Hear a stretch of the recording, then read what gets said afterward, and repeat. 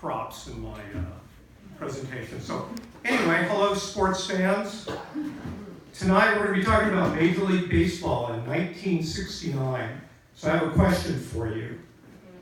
What was the Major League team that was an expansion team just a few years earlier that had a great season then, stunned everybody, and had a season that people still talk about? Seattle! Close, but I'm thinking of the Houston Astros. That's the year, 1969, that the Astros rocked the baseball world with their first non-losing record, finishing 81 and 81. Sure, the Mets won the World Series, which is great, but as an 11-year-old growing up in Mission, Texas, I hung on to every Astros game. The Astros began in 1962, same as the Mets. They were known as the Colt 45s.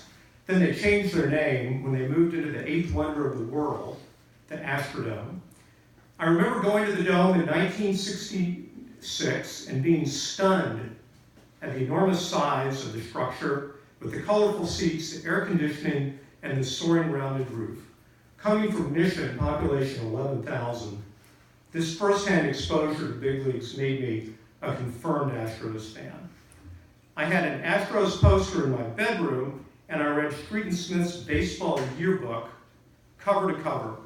Baseball replaced cars as my adolescent obsession, although girls soon replaced both.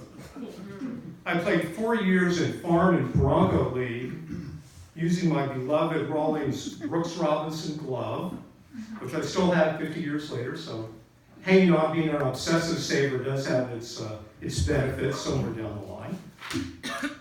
Transistor radios, the kind you used to hold up to your ear, gave me access to Astros games, beaming through the humid atmosphere 400 miles from Houston to Mission. I especially remember listening to games when my family returned home on Sunday afternoons from vacations in San Antonio.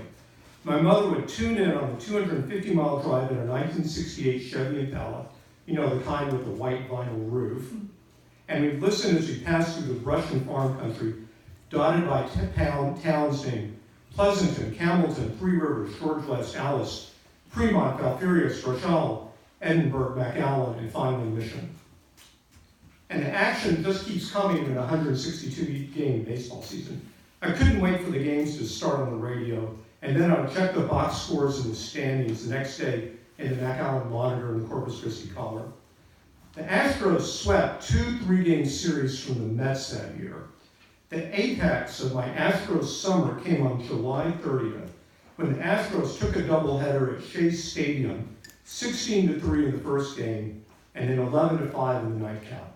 Houston's Ironman reliever Fred Gladding saved both games. The first game especially stands out because Gladding batted twice and got a hit. Now, a pitcher getting a hit in a Major League Baseball game is always notable. For Gladding, that hit against the Mets marked the only hit in his Major League career, giving him a lifetime batting average of .016, 1 for 63, which stands as the lowest non-zero batting average in Major League history. And I can say I was there listening when he got that one hit. The Astros announcers went crazy as Gladding channeled his inner Chico Escuela and kept his eye on the ball. Gladding went on to lead the majors in saves that year with 27. The Astros finished at 500.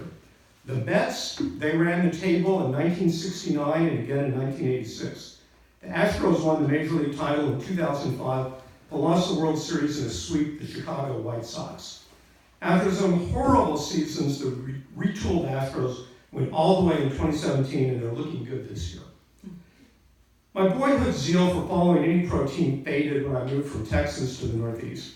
I politely cheer on underdogs like the Mets, Cubs, and Indians, as well as the Astros and Texas Rangers and, of course, the Dallas Cowboys. Even watching games now is a little bit of a chore. They're too loud, too long, and too late for my baby boomer sleep requirements. Still, nothing can lessen the memory of the Astros summer of 1969 when a boy, a transistor, radio, and a team combined for sports magic. And the lesson I got out of it, Sometimes you win big by not losing so much. Thank you.